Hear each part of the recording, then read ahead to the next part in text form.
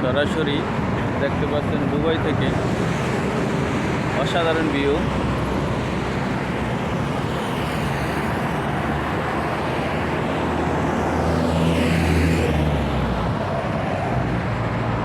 আমি এখন ওই পারে যাবো, সিগন্যাল পড়ছে, এখন যাওয়া যাব। আর বাতাস, প্রচুর বাতাস, বাতাসের জন্য হয়তো আমার বয়সটা 16 শোনা যাবে। প্রচুর বাতাস। কী রে ভাই, আমি তো মনে ওই পারে যেতে পারবো না, যে অবস্থা। গাড়ি যে একটা করে অত সিঙ্গেল ছুটতেই আছে, ওই পারে যাওয়ার কি সিস্টেম নাই। হ্যাঁ, এখন যাওয়া যাবে, এখন যাওয়া যাবে। ও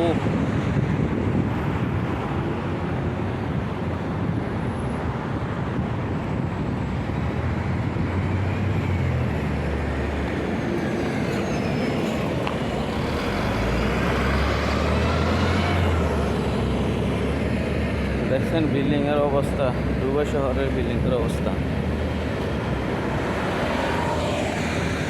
অসাধারণ, অসাধারণ। কি বলবো, বলে বোঝানো যাইব না, ঠিক আছে, বলে বোঝানো যাইব না। এতটাই অসাধারণ, এতটাই সুন্দর। দুবাই আসলে অনেক সুন্দর। আর যাদের টাকা আছে তারাই ঘুরতে আসে দুবাই। দুবাই আসলে দেখার মতো। চাকরি করতে আসলে তেমন কোনো ভালো চাকরি মিলবো না, আপনি ভালো কোনো স্যালারি পাবেন না যদি চাকরি করতে আসেন। দুবাই এই অবস্থা। কষ্ট করবেন, কষ্ট করে টাকা পাবেন। আর যে বাটফার সিটারে বয়ে গেছে, দুবাই সে বাটফার সিটার। আপনারা চাকরি দেওয়ার কথা বলবো, আপনি থেকে 500 দারাম 600 দারাম নিয়ে খাইব, আপনারা চাকরি দিব না। বলবো যে 500 দারাম লাগবে চাকরি করবে। চাকরি এখানে ঘুষ ছাড়া চাকরি হয় না, ঠিক আছে।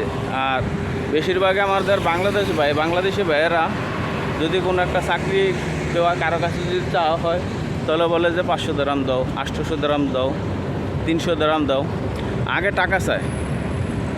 টাকা চায়, বাটফা সিটার সব। টাকা দিলে চাকরি মিলে। তো চাকরি মিলবো, আপনি 1 সপ্তাহ কাজ করবেন বা 1 মাস কাজ করবেন।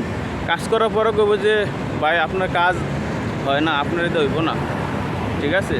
তো 1 সপ্তাহ কাজ করার পরে বা 1 মাস কাজ করার পরে যখন কইবে যে আপনি তো হইব না, তখন কী করবো? ওই যে 500 টাকা দিয়ে চাকরিটা নিছে, তো আমার কিলা হইলো 500 টাকা চাকরি নেওয়া। এই জায়গায় হলে এই অবস্থা। এই জায়গায় টাকা ছাড়া চাকরি মিলে না। আর চাকরি মিলবে 1000 টাকার বেশি দেশে চাকরি পাওয়া যায় না। যারা বলতেছেন আসবেন দুবাই, আমি মনে করি না যে আসলে কোনো ভালো জব মিলবো বা ভালো কোনো কিছু করতে পারবেন। আমি আইসে এখন আমি বুঝতেছি, কারণ আমি যে টাকা দিয়ে আইসি 2 বছর লাগবো আমার এই টাকা উঠাইতে।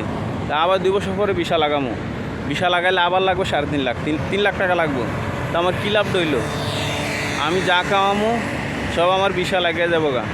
তো আমি সবাইকে ভালো বুদ্ধি দিই, যারা কাজ জানেন, যদি কোনো ভালো কাজ জানেন, কাজের আসেন, তাহলে আপনার হয়তো কোনো একটা ভালো হবে। কারণ আমি আয়াতে এখন বলার কোনো ভাষা নাই আর কি। আমি আইছিলাম ডাইভিংয়ের আশায় ছিলাম। তা আমি জানতাম না যে ডাইভিংয়ে 10,000 দারাম লাগে। তো এটা যদি আমি জানতাম 10,000 দারাম লাগে ডাইভিংয়ে, তাহলে আমি ডুবে আসতাম না। কারণ আসার পরে হয়তো আমি বুঝতে পারছি যে ডাইভিং লাইসেন্স বানাইতে 10,000 দারাম লাগে। এই জন্যে হয়তো আমি অনেক ডাইভিং লাইসেন্স বানাইতে পারতেছি না, টাকা নাই, কী করবো। এখন পড়ে রয়েছি, আল্লাহ যেভাবে চালায় এভাবেই। আর আজান দিতেছে, আজানের পরে হয়তো আবার একটা ভিডিওতে আসবো। আর দেখতে পাচ্ছেন আসলে এই জায়গাটা অনেক সুন্দর, পরিবেশটা। তো সবাই ভালো থাকবেন, সুস্থ থাকবেন। আল্লাহ হাফেজ।